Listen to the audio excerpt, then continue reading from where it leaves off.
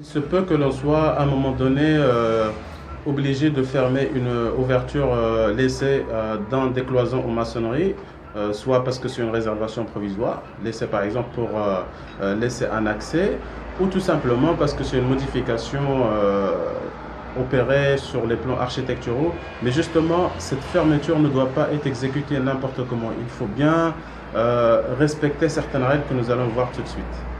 Une ouverture qui a été laissée et suite à une modification dans les plans architecturaux, cette ouverture elle va être fermée à moitié parce que la décision prise c'est de prévoir une fenêtre au lieu d'une porte. Donc l'erreur, c'est des cas qui sont très courants, c'est de devoir fermer une ouverture comme ça. Mais l'erreur qui est également courante, c'est que les maçons ils viennent et puis ils commencent à fermer, à monter les briques de maçonnerie. Et l'inconvénient avec ça, c'est qu'ils vont créer une ligne verticale entre l'ancienne maçonnerie et la nouvelle maçonnerie. Et ça, c'est quelque chose qu'il ne faut jamais faire dans la pose des briques. Pourquoi? Parce que le fait de créer une ligne comme ça verticale, c'est une ligne de faiblesse qui tôt ou tard, on aura des fissurations qui vont apparaître à ce niveau-là. Même après crépissage et tout ça, on aura tout le temps, et même si on les traite, c'est des fissurations qui vont revenir tout le temps. Nous allons avoir tout le temps des fissurations au niveau de ces lignes verticales. Et l'idée tout simplement, c'est de garder le même principe, parce que les briques, ils sont toujours posées de manière décalée. Là, vous avez par exemple un joint vertical dans cette rangée, mais dans la rangée qui suit, on n'a pas le même joint qui continue, mais les briques ils sont toujours décalées et ainsi de suite. Et cette manière de faire, elle permet au mur d'être plus stable, quoi. Mais le fait de créer une ligne verticale, un joint vertical de haut en bas, c'est toujours une ligne de faiblesse, c'est une ligne au niveau de laquelle on va tout le temps avoir des fissurations. Donc l'idée tout simplement, c'est de continuer avec le même principe. Donc on va pas venir et commencer à poser tout de suite, mais on va d'abord préparer. Donc on va préparer la première de chaque côté. D'un côté, on va essayer de démolir par exemple la moitié d'une brique.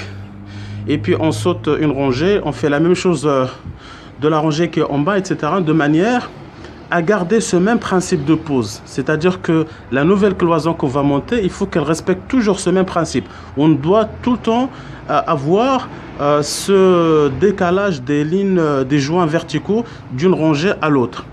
Et on doit faire la même chose de l'autre côté. Ici, par exemple, nous avons une cloison, c'est pas une cloison qui continue dans la même ligne, mais nous avons une cloison qui est verticale par rapport à l'ouverture. Donc dans ce cas-là, et comme on sait, quand on a deux cloisons qui sont perpendiculaires au point de contact, les rangées, il faut qu'ils se croisent. C'est-à-dire que, par exemple, une rangée sur deux de chaque cloison, elle doit rentrer dans l'autre cloison. Justement pour qu'il n'y ait pas de ligne verticale au niveau du contact entre les deux cloisons. En tous les cas, le principe c'est de garder toujours les mêmes règles de pose, même si c'est une nouvelle cloison qu'on va faire juste pour fermer. L'idée et le principe et la règle en même temps, c'est toujours de continuer avec les mêmes règles qu'on connaît. On croise toujours les joints verticaux d'une rangée à l'autre quand on s'en déplace comme ça verticalement. Et puis si on a deux cloisons qui se croisent, les rangées également elles doivent se croiser. Il faut toujours éviter de créer une ligne verticale de haut en bas, parce que sinon on aura toujours des fissurations. C'est une ancienne ouverture qui est fermée. Donc comme vous voyez ici, l'ouverture elle était comme ça au départ, la ligne elle était comme ça. Donc on n'a pas procédé à la pose bêtement de la nouvelle cloison, mais on a d'abord cassé, on a préparé, donc on a cassé les anciennes rangées, voilà, de manière à permettre une pose toujours croisée. Donc la pose elle continue, les briques elles continuent de manière à ce que les joints verticaux soient toujours croisés, décalés les uns par rapport aux autres. Voilà.